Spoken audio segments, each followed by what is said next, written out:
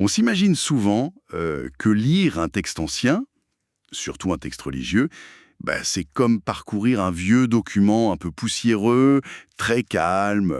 Figé dans le temps, ouais. Voilà, exactement, figé dans le temps. On s'attend à de belles leçons de morale lues dans un silence solennel. Et puis, soudain, en grattant juste un tout petit peu la surface, on réalise qu'on est en train d'examiner la scène d'une véritable émeute. Une émeute qui, pour le coup, passe vraiment à un cheveu de se terminer par un lynchage en règle, hein. C'est fou. On parle d'une exécution publique, d'une violence inouïe, improvisée en plein milieu d'un lieu sacré, hein. Ouais, c'est le choc total quand on réalise ce qui se joue vraiment sous ces lignes qui ont l'air tranquilles. Du coup, bienvenue dans cette nouvelle exploration en profondeur. Aujourd'hui, en plongeant dans nos sources de préparation qui rassemblent des notes d'études bibliques extrêmement détaillées et des transcriptions d'enseignements théologiques pointus, on est tombé sur une scène qui a particulièrement retenu notre attention. C'est clair. C'est un échange d'une tension absolument extrême qui est tiré de l'évangile de Jean au chapitre 8, versets 51 à 59. Tout à fait. Et la mission de notre analyse du jour, c'est de décortiquer cette confrontation historique. On veut comprendre comment et pourquoi une foule de croyants érudits a soudainement voulu lapider un homme. Et en filigrane, on va faire un résumé de chaque point exposé au fur et à mesure, tout en insistant sur un concept central, presque paradoxal, qui va nous servir de fil conducteur. Ce fameux thème, oui. Voilà, le grand thème du jour. Garder ou être gardé par Dieu. Bref, démêlons un peu tout ça.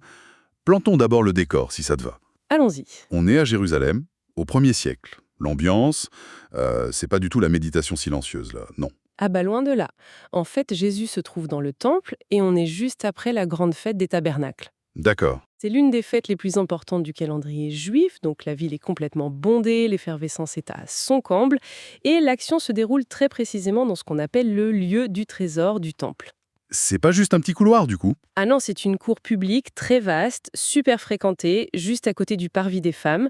C'est là qu'on déposait les offrandes, et c'est un endroit classique où les rabbins s'asseyaient pour enseigner. Et le truc, c'est que l'atmosphère est déjà très, très lourde parce que le public qui l'écoute est extrêmement divisé. Et c'est là qu'interviennent nos fameux courants de pensée de l'époque. On a un auditoire composé en grande partie, si je lis bien nos notes, de pharisiens et de sadduciens. Et ces deux groupes, ils sont vraiment pas d'accord sur grand-chose. C'est un sacré euphémisme, hein. Sur le plan théologique, ils sont diamétralement opposés. Et ça, c'est capital pour comprendre la suite de l'histoire. Vas-y, explique-nous. D'un côté, tu as les pharisiens. Eux, ils sont très populaires auprès du peuple. Ils croient fermement au monde spirituel, aux anges et surtout, ils croient à la résurrection des morts et à la vie éternelle. Ok. Et de l'autre côté, tu as les sadducéens. Eux, c'est plutôt l'aristocratie, l'élite sacerdotale qui contrôle le temple. Ils sont très conservateurs, politiquement proches des Romains, et surtout, ils rejettent catégoriquement toute idée de résurrection. Pas de vie après la mort pour eux, donc. Exactement. Pour un sadducéen, l'âme meurt avec le corps. La mort physique, c'est le point final absolu, irrévocable de l'existence. Donc, pour résumer ce premier point exposé, la scène se passe au lieu du trésor, en plein cœur d'un public divisé entre des pharisiens qui croient à l'au-delà et des sadducéens qui n'y croient pas du tout. Et c'est dans ce climat hautement inflammable que Jésus lance une déclaration qui va tout faire dérailler. Au verset 51, il affirme, je cite, « Si quelqu'un garde ma parole, il ne verra jamais la mort. » Ouais. Honnêtement, dire ça à un public où il y a des sadducéens, c'est l'équivalent de lâcher une allumette dans une poudrière théologique, non? Qu'est-ce qui les rend si fous? C'est exactement ça, c'est un détonateur. Eh bien, ce qui est vraiment fascinant ici, c'est d'observer à quel point l'incompréhension, elle est immédiate, elle est totale. Je relisais les notes, notamment le commentaire du théologien Jean Calvin, mentionné dans nos sources, et il souligne un point crucial. L'auditoire de cette scène, en fait, ils sont totalement incapables de s'élever au-dessus de l'aspect purement corporel et matériel de la mort. Ils entendent le mot mort et... Et anse, arrêt du cœur, cimetière, tombeau. Ils n'arrivent pas une seconde à envisager une dimension spirituelle. C'est fou. Le texte montre bien que leur raisonnement, il bloque net, il rétorque avec la logique humaine la plus terre-à-terre. Mais attends, notre grand patriarche Abraham, il est mort, tous les grands prophètes sont morts. Et soudain, cet homme se lève et promet l'immortalité. Pour eux, c'est absurde. C'est un blasphème doublé de folie. Ils lui répondent d'ailleurs très brutalement qu'il a un démon. Pour eux, c'est de la démence clinique. Mais honnêtement, quand j'essaye de me mettre à leur place, je peux presque comprendre leur réaction, surtout à cause de la formulation. Et c'est là qu'on touche au cœur du sujet et au titre de notre analyse. Garder ou être gardé par Dieu. Ouais, le pivot central. Parce qu'il dit « Si quelqu'un garde ma parole ». Et là, quand je lis « garder sa parole », je vois tout de suite un contrat avec des toutes petites clauses en bas de page. J'entends ça comme une menace conditionnelle. Bien sûr. Comme si le salut, ça dépendait entièrement d'un effort humain acharné. Est-ce que c'est une lutte constante pour réussir à garder ce truc à la force des bras? Alors, ce que tu décris, enfin, ce qu'on ressent là, c'est la grande angoisse de la pensée religieuse de l'époque. Et même d'aujourd'hui d'ailleurs. C'est l'idée d'une religion basée sur la performance. Il faut faire des efforts constants pour mériter sa place. Sinon, on perd tout. C'est épuisant. Totalement. Mais c'est là que les transcriptions qu'on analyse opèrent un renversement magnifique. Pour expliquer ce que signifie garder cette parole, les textes nous proposent une analogie, celle du père et de l'enfant. Ah oui, et comment elle fonctionne cette analogie concrètement? Alors, c'est comme si on imaginait un père qui marche avec son jeune enfant au bord d'un précipice. Dieu, le père, il tient fermement son enfant dans ses bras. Les textes bibliques cités en parallèle, notamment la première lettre aux Thessaloniciens au chapitre 5, verset 24, insistent lourdement là-dessus. C'est Dieu et Dieu seul qui réalise l'action fondamentale de garder. Donc être gardé par Dieu. Exactement. Le père soutient l'enfant avec force. C'est lui le garant de la sécurité. Donc l'action principale vient de Dieu. Mais l'enfant, dans tout ça, que signifie garder la parole pour lui s'il est déjà gardé? Dans cette métaphore, le père murmure à l'enfant « Accroche-toi à mon cou ». Et cette invitation, très chaleureuse, c'est exactement l'équivalent de l'appel « Gardez ma parole ». D'accord. Et que se passe-t-il si l'enfant, par fatigue ou juste parce qu'il est distrait, lâche prise un instant? Est-ce qu'il tombe dans le vide? Ben non. Bah non, parce que ce sont les bras du père qui le portent en réalité. Précisément. L'enfant ne tombe pas parce qu'il est gardé. Par contre, si un enfant se met à se débattre vigoureusement, s'il refuse délibérément d'être adopté, s'il frappe le père et repousse ses bras pour se jeter en arrière, Ah ouais? ça prouve simplement une chose, triste, il ne veut pas de cette relation. Mais tant qu'il accepte d'être dans ses bras, ces petites défaillances n'annulent pas la solidité des bras du père. Et c'est là que ça devient vraiment intéressant. Parce que ça détruit complètement le paradigme d'une foi basée sur l'angoisse de la chute. Complètement. Donc si on résume cette partie cruciale sur notre grand thème « garder ou être gardé par Dieu », le salut n'est pas conditionnel à nos efforts épuisants.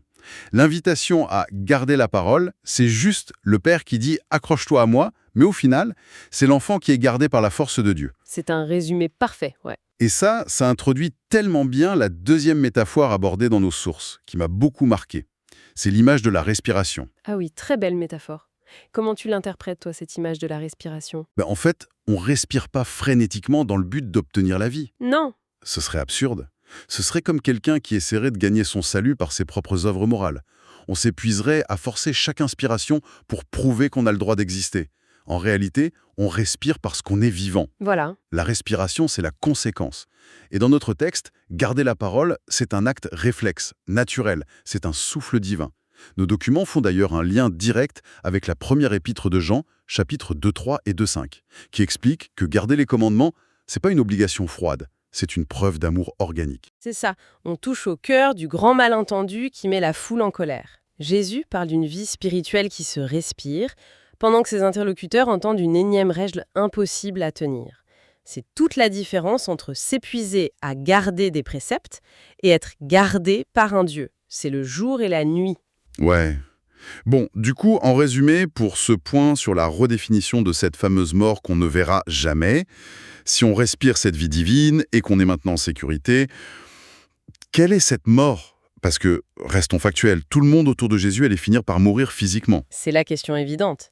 Et c'est là qu'intervient une distinction hyper importante, explorée par les transcriptions de nos sources. Il faut absolument différencier la mort physique de ce que la Bible appelle la seconde mort. La seconde mort. D'accord. La mort physique, c'est inévitable. Le texte ne le nie pas. Mais la véritable menace, selon ces sources qui s'appuient sur les chapitres 20 et 21 de l'Apocalypse, c'est cette seconde mort, celle qui survient après le jugement du trône blanc. Mais c'est quoi exactement cette seconde mort? C'est cesser d'exister? Eh ben non. Elle est presque jamais définie comme une simple annihilation où on disparaîtrait dans le néant. Elle est décrite comme une séparation éternelle d'avec Dieu. Être coupé définitivement de la source même de la vie. Ah, d'où la nuance soulevée par nos notes. Si la mort n'est pas juste l'arrêt biologique, alors la vie éternelle, c'est pas juste une ligne de temps infinie. Ce serait un ennui mortel sinon. Grave. C'est pour ça que la vie éternelle, c'est une qualité de vie, une communion ininterrompue. Et c'est là qu'on voit le dialogue de sourds dans le temple. La foule voit un événement médical inévitable et Jésus parle de connexion à l'éternité. Donc, petit résumé de ce 4e point, on glisse maintenant vers l'identité de celui qui fait ses promesses, vers l'éternité de Christ. Parce que s'il promet une vie éternelle à des gens qui ne voient que la biologie, ils ont dû se demander pour qui il se prenait. Tu m'étonnes! La tension n'est palpable. Les Juifs lui demandent « Qui prétends-tu être ?» Ils lui font remarquer avec mépris qu'il n'a même pas 50 ans. L'idée qu'un jeune charpentier ait vu Abraham, ça leur paraît grotesque. C'est très logique de leur point de vue. Mais si l'on relie cela à une image plus large, on assiste à un déploiement magistral de la dimension temporelle de Jésus. Il ne se contente pas de répondre, il enveloppe tout le temps. C'est-à-dire, Il fit une promesse pour le futur. Il ne verra jamais la mort. Ensuite, il bascule dans le passé lointain en affirmant qu'Abraham a vu son jour. Et ça culmine avec le présent absolu au verset 58. Il dit « Avant qu'Abraham fût, je suis ». je suis. La cassure grammaticale est violente. Il dit pas j'étais, il dit je suis. C'est intentionnel à 100%. C'est une revendication titanesque. Et nos documents croisent ça avec des preuves scripturaires, Michée chapitre 5 verset 2, qui annonce un dirigeant dont les origines remontent à l'éternité, l'Épître aux Colossiens 1.17, il est avant toute chose, mais surtout la référence ultime, Exode 3.14. Le fameux buisson ardent. C'est ça. Quand Dieu donne son nom à Moïse, « Je suis », le nom intouchable, le créateur en dehors du temps. Donc, juste pour être clair, un homme en chair et en os se tient devant eux et s'approprie le nom sacré de Dieu donné à Moïse. Qu'est-ce que tout cela signifie pour les gens présents? Comment réagit une foule face à ça? Elle explose. Et c'est la conséquence immédiate. On passe aux actes. La foule ramasse des pierres. On passe du débat théologique à la tentative de lynchage. Juste avec des mots. Oui, mais l'explication de cette violence, elle est juridique. C'est pas juste de l'agacement. Le livre du Lévitique, au chapitre 24, verset 16, stipule que « quiconque blasphème le nom de Dieu doit être lapidé ». Ah oui, c'est la loi pure et dure. En se faisant l'égal de Dieu, Jésus commet le blasphème ultime. Nos sources rappellent que ce même argument justifiera d'autres tentatives de lapidation dans les chapitres 10 et 11. Pour résumer cet ultime toit, la conséquence de ce « je suis », c'est la sentence des pierres. Mais il y a un détail historique incroyable dans nos notes de préparation, un paradoxe romain mentionné dans Jean 18, 31. Le fameux droit de glaive. Voilà. Bien que la loi juive exige la lapidation, la réalité politique romaine interdisait aux Juifs d'appliquer la peine de mort. Donc, cette tentative dans le temple, c'est un acte de fureur pure. Une réaction épidermique où la foule perd totalement le contrôle avant que Jésus ne se cache. C'est l'incompatibilité radicale des deux mondes. Exactement. Et donc, si on fait la synthèse globale de tout ce qu'on vient de voir, ce passage, c'est pas juste un petit débat. C'est un choc monumental entre une religion basée sur l'effort personnel et une relation basée sur le fait de respirer la vie divine. C'est tout le cœur de notre sujet. Être épuisé à essayer de garder ou accepter d'être gardé par un Père éternel, le fameux « Je suis ». C'est vraiment la grande révélation des documents. La différence entre essayer de gagner l'amour de Dieu par des œuvres religieuses écrasantes et vivre sereinement parce qu'on est gardé, ça change radicalement la façon d'appréhender la foi face à l'angoisse de la mort. Et ça nous laisse avec une ultime réflexion, quelque chose de profond à méditer. Si la véritable mort, c'est pas l'arrêt du cœur, mais la séparation d'avec la source de toute vie. Et si la vie éternelle commence dès l'instant où l'on accepte d'être porté. À quel point les priorités du monde moderne, obnubilées par la simple longévité biologique, passent-elles complètement à côté de l'essentiel? C'est une excellente question à laisser en suspens. Merci de nous avoir accompagnés dans cette plongée au cœur des textes anciens. À la prochaine.